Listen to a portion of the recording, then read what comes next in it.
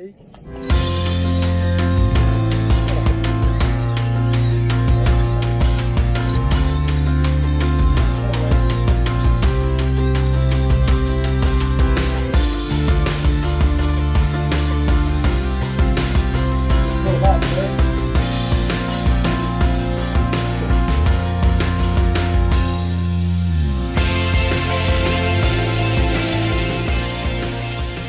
Hey everyone, Ian here again, and today I am playing with a true beginner's drone. If you're after a drone for your kids to learn to fly, or if you're just a big kid yourself and you're wanting to learn to fly a drone and not worry about the amount of money it will cost you if and when you crash, then this is absolutely the drone for you. It's the Snaptain H823H mini drone. It's very, very reasonable, only about £30 or $30 on Amazon. Obviously for that money, it's not GPS and it hasn't got a camera, but it will teach you the basics of how to fly a drone, and it's just really good fun.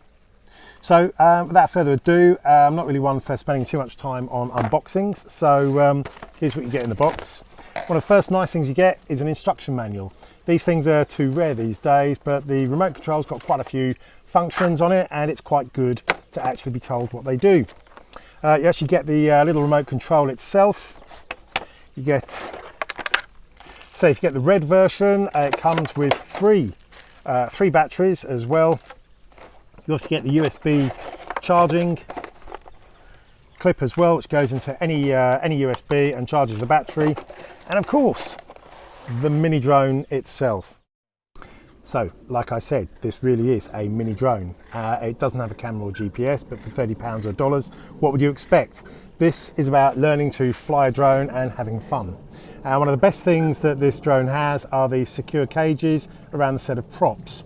Obviously, it's unlikely to do much injury if you actually hit somebody, but crucially, the props don't stop if it actually drifts into something when flying. So if they're not stopping, it's not going to fall to the ground and crash.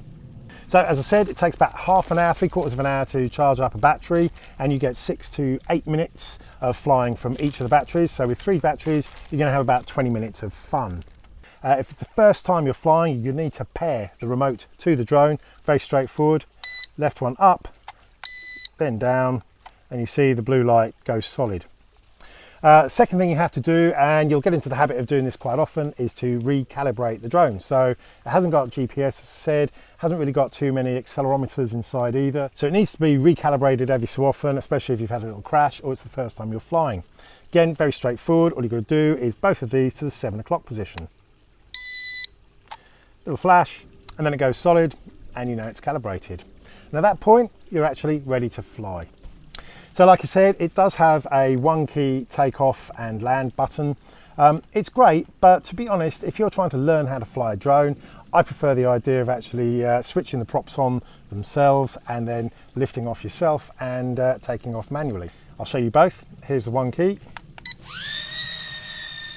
and up it goes.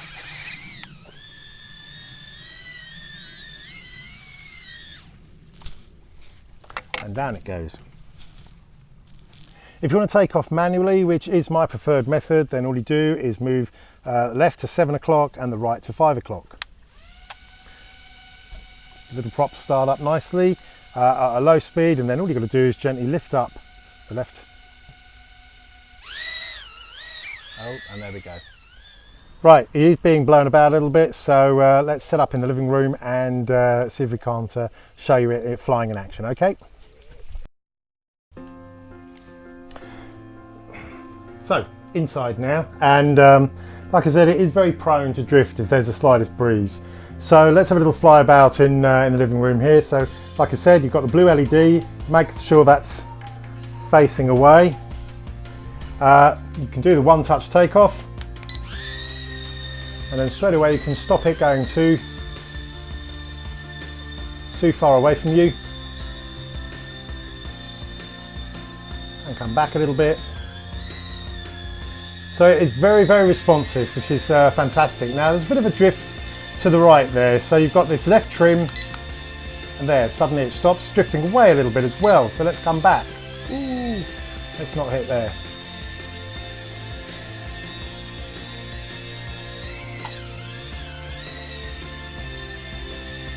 There we go. What do you think, Ted? What's it all about, eh?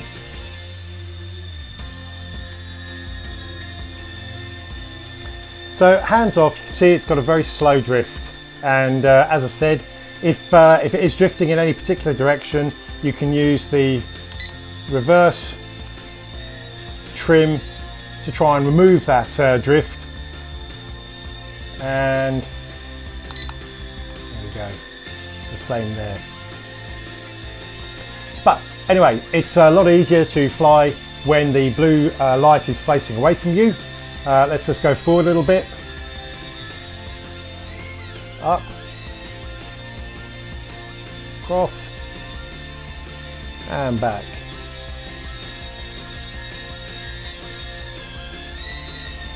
And there we go. Now, like I said, it's got headless mode, which if you press that, now if I turn it so the blue dot is spinning to me, if I push away, it's still going away from me and it's still coming back towards you if you pull it like that. So as you can see, headless mode is actually quite good if you're an absolute beginner. It just means that whenever you want it to go right, you just flick right, go away, come towards you, no matter which way round the drone is pointing.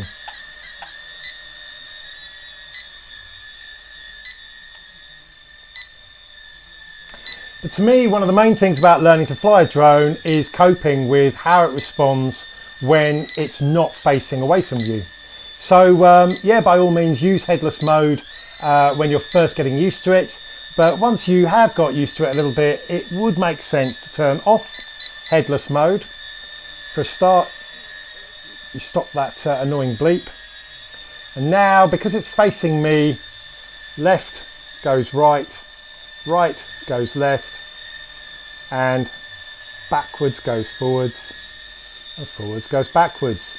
And once you get that in your head, it's actually quite easy to handle. So another bit of fun, as I said, is the 360-degree flip. And to do that, first of all, let's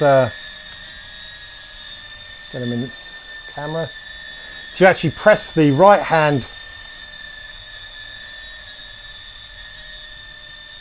So you press the right hand joysticks down quite firmly, and then you actually have to tell it to do a flip. So you press it, and off he goes.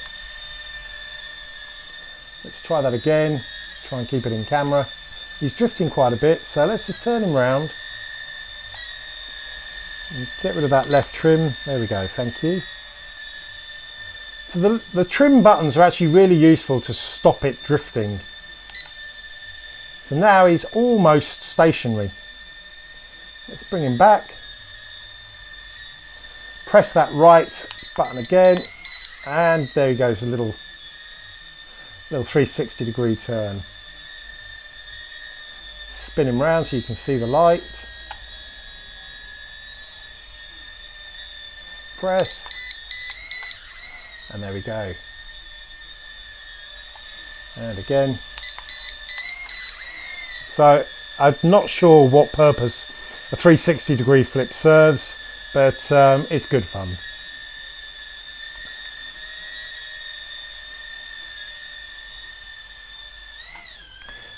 Then let's go away.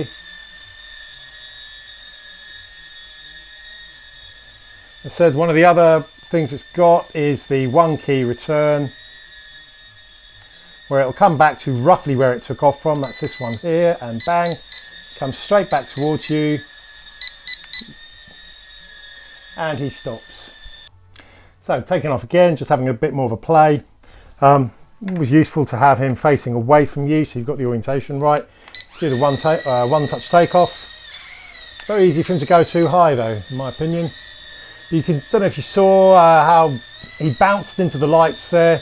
He didn't crash, he didn't stop. Thanks to the protective little cages around the props, he just bounces and carries on flying. So this is one of my, this is one of the things I really love about this little drone. He may drift a little bit because he hasn't got the GPS, but if he does touch into something, if we go into that light,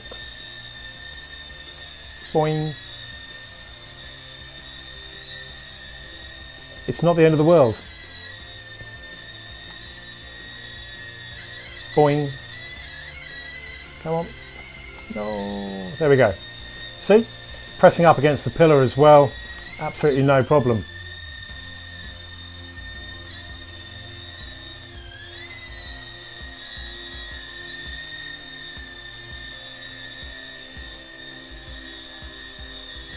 Ted is not so fussed. What's it all about, Ted? Hey? Yeah? Come on, Teddy. Good boy.